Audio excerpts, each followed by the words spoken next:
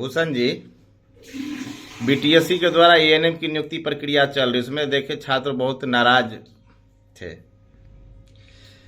देखिए, बिहार सरकार के द्वारा 2022 में 10,779 पदों पर बीटीएससी के द्वारा बीटीएससी के माध्यम से एएनएम के पदों पर बहाली आई।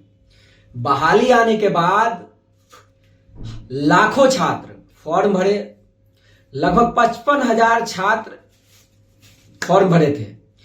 उसमें सरकार के द्वारा उस नियुक्ति प्रक्रिया के दौरान उस जो नियमावली थी 2018 का, जिस बेसिस पर वैकेंसी आई थी, उसमें संशोधन कर दिया गया, अमेंडमेंट कर दिया गया और संशोधन करके एक रूल 2023 का लाया गया और उस रूल के बेसिस पर एग्जाम का उसमें जोड़ दिया गया और सरकार उसके अनुरूप बिहार बीटीएससी जो है, बीटीएससी वो एग्जाम का घोषणा की, एक ऐसे ही नोटिस निकाल दी। उसमें उसने फॉर्म भरने का डेट बढ़ा दिया और ऐड कर दिया कि आप अब जो भी स्टूडेंट फॉर्म भरे हैं वो एग्जाम देंगे। लगभग 55,000 स्टूडेंट जो फॉर्म भरे हुए थे उनको एग्जाम के लिए उन्होंने आमंत्रित किया और एग्जाम की तिथि घोषणा की। ऑनलाइन सीबीटी एग्जाम हुआ।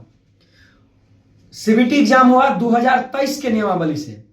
इसी दौरान क्या हुआ कि जब रूल बदला तब कुछ जो पहले से बिहार सरकार में कॉन्ट्रैक्ट पर काम कर रहे थे, जिनका एज क्रॉस हो रहा था, जो कंप्यूटर चलाना नहीं जानती थी, ऐसे लोगों के द्वारा जो है सो नियुक्ति प्रक्रिया को 2018 के नियमावली से पूरा करने के लिए हाई कोर्ट में केस कर दी और उन एएनएम कैंडिडेट के द्वारा जब केस किया गया तो मामले की सुनवाई की गई।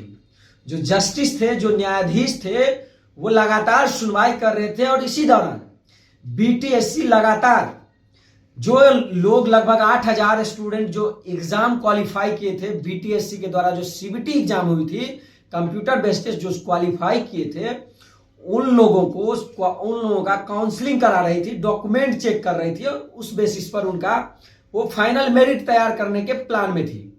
आज तक काउंसलिंग, आज भी काउंसलिंग था, बहुत सारे स्टूडेंटों ने आज भी काउंसलिंग कराया।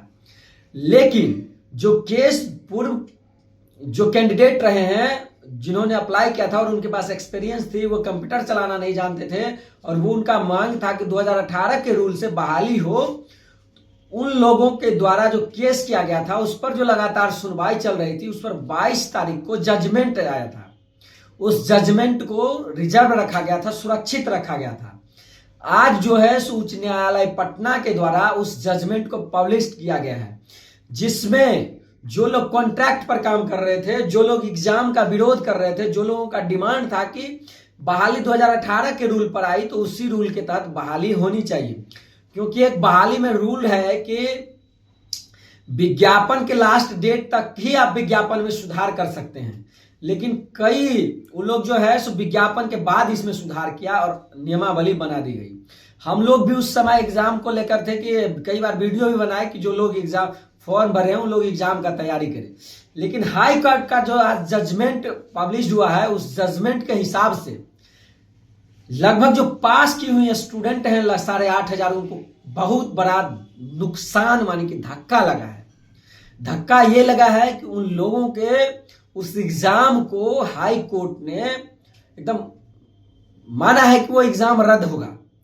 उसने हाई कोर्ट ने आदेश दिया है, हाई कोर्ट के जजमेंट में कहा गया है कि जो 2018 का नियमावली है उसी नियमावली के तहत नियुक्ति प्रक्रिया को आप पूरा करिए।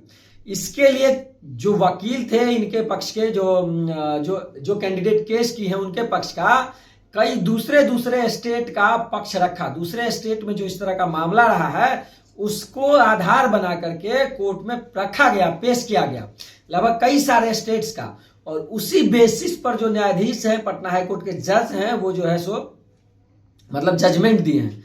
ऐसे में जो बहुत दिन से एक्सपीरियंस पर काम कर रहे थे, जिनके पास एक्सपीरियंस था, संविदा पर काम कर रहे थे और जो एग्जाम सीबीटी नहीं दी थी, जो एग्जाम क्वालिफाई नहीं की थी, उन लोगों में काफी खुशी है।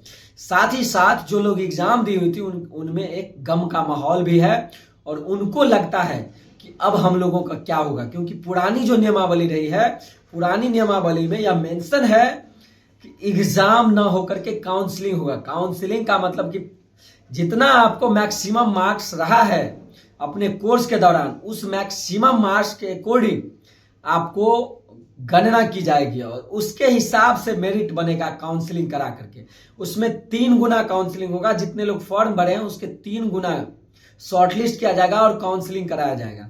उस 3 गुना का काउंसलिंग के बाद में 10,000 जो सीट है उस पर मेरिट जारी होगा। तो ये तमाम चीजें थी। कई सारी छात्राएं हमको भी बार बार कॉल कर रही थी, एएनएम स्टूडेंट कॉल कर रही थी, कई उनके गार्जियन कॉल कर रहे थे और जानने का प्रयास कर रहे थे। तो मैंने सोचा कि मैं सभी छात्राओं के बीच जो है इन जानकारी को साझा करूं, जिससे कि उन लोगों के बीच जो भ्रम की स्थिति है वो इस चीज को समझे। साथ ही साथ कई जो लोग पास की हुई हैं वो लोग भी न्यायालय के शरण में जाना चाह रहे हैं। कई लोगों ने ये तक कहा कि हम लोग केस करेंगे, लेकिन जो वर्तमान जजमेंट आया उस परिप्रेक्ष्य में मेरा यह वीडियो था। आप paramedical association of Bihar paramedical world channel देख रहे हैं। हम आपसे रिक्वेस्ट करेंगे कि आप इस चैनल को सब्सक्राइब करें। बहुत बहुत धन्यवाद। भारत भूषण।